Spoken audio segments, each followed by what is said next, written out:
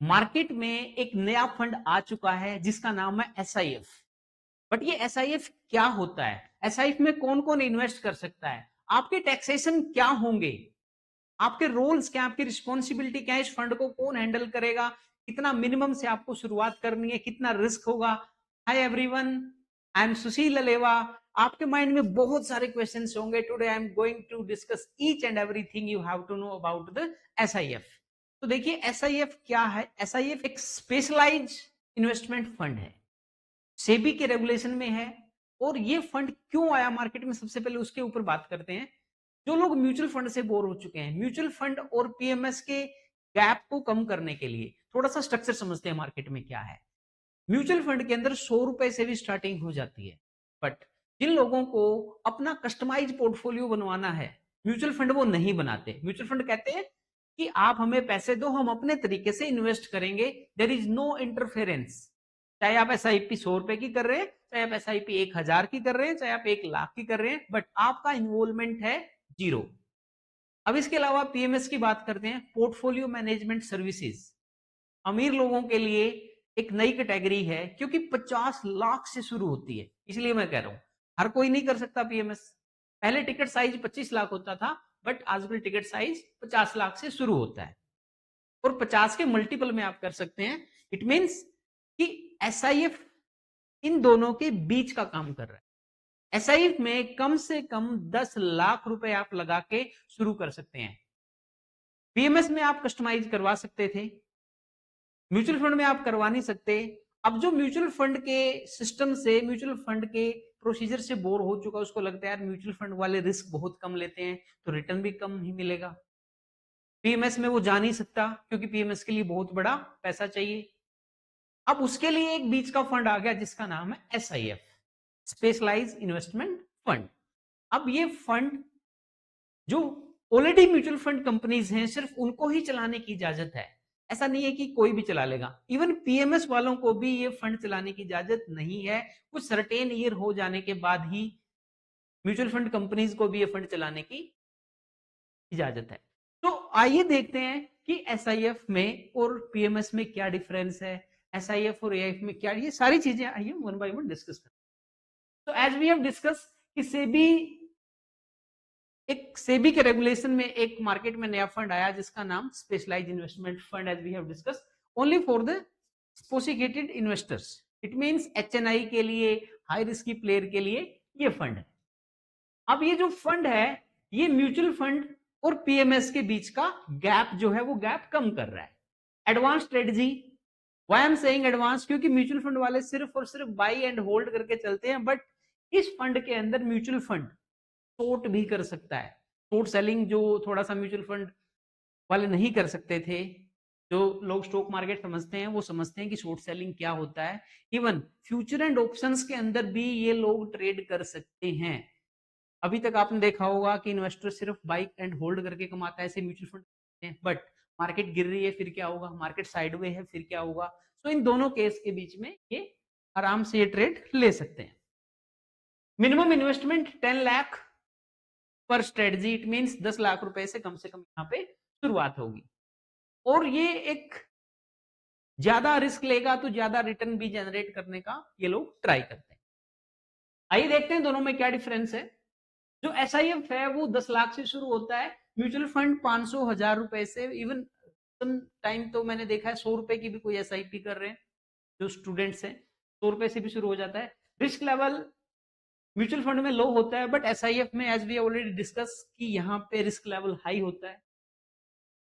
Mutual fund वाले सिर्फ long कर सकते हैं, बट ये लॉन्ग और शॉर्ट दोनों कर सकते हैं। जो फ्लेक्सिबिलिटी है म्यूचुअल फंड में रिस्ट्रिक्टेड है, as we have discuss earlier, कि म्यूचुअल फंड वाले आपको अलाउ नहीं करते कि आपके लिए कौन सा क्या खरीदा जाए, किस थीम में पैसे डालने हैं, बट यहाँ पे फ्लेक्सिबिलिटी हाई है। टारगेट इन्वेस्टर्स म्यूचुअल फंड में एक आम आदमी, क्योंकि ये मास प्रोडक्ट है, 100 रुपए से भी शुरू हो जाता है, लेकिन ये सिर्फ एक्सपीरियंस पर्सन को ही करना चाहिए और एचएनआई को ही करना चाहिए, क्योंकि स्टार्टिंग ही 10 लाख रुपए से है। एफएनओ एक्सपोजर की मैं बात करूं, म्यूचुअल फंड वालों को अलाउड नहीं है, बट यहां पे एफएनओ एक्सपोजर अलाउड है।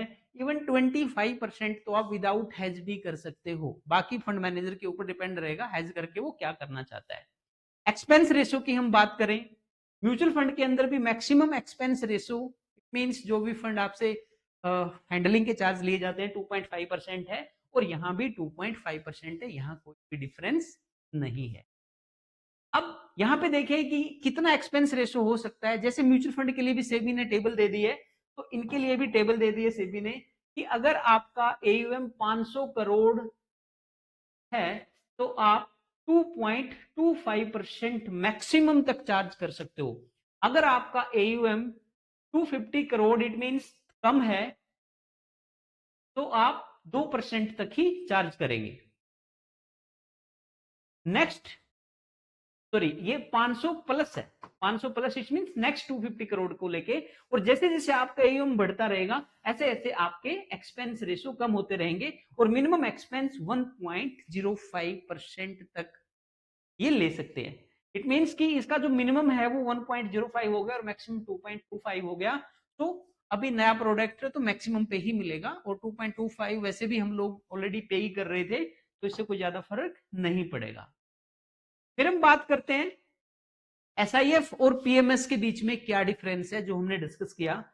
एसआईएफ और पीएमएस में मिनिमम इन्वेस्टमेंट एसआईएफ के अंदर 10 लाख से होती है और पीएमएस के अंदर 50 लाख से होती है। पहले ये 25 था बट अब टिकट साइज बढ़ चुका है। हाईली रेगुलेटेड है दोनों, बट पीएमएस के अंदर आप ये रिक्वेस्ट कर सकते हो कि इस थीम के ऊपर मेरा ज्यादा फोकस है। इट मींस वो थोड़ा सा कस्टमाइज की पॉसिबिलिटी है, आप रिक्वेस्ट करके उसको कस्टमाइज करवा सकते हो। ट्रांसपेरेंसी हाई है, पीएमएस में ट्रांसपेरेंसी मीडियम होती है। Short selling up to 25% means वो भी विदाउट हेजिंग, हेजिंग के साथ ज्यादा भी ये लोग कर सकते हैं। पीएमएस वाले को अलाउड है बट मैनेजर के ऊपर डिपेंड करता है कि वो किस तरीके से करना चाहता है। टारगेट इन्वेस्टर यहाँ पे प्रोफेशनल और एचएनआई है, लेकिन PMS is only for ultra HNI क्योंकि 50 लाख से शुरू होता है, उससे कम तो टिकट ही नहीं है। स्ट्रक्चर पूल्ड है, ये कस्टम पोर्टफोलियो यहाँ पे बना सकते हैं। इट मींस एसआईएफ आपको ज्यादा चॉइस नहीं देता कि आपका पैसा कहाँ लगना चाहिए कहाँ नहीं लगना चाहिए, वो आप थीम के अकॉर्डिंग आप चूज कर सकते हो। बट पीएमएस आपको अलाउ करता है, पीएमएस आपको थोड़ी सी फ्लेक्सिबिलिटी दे देता है। एसआईएफ के अंदर जो एक्सपेंस रेशो है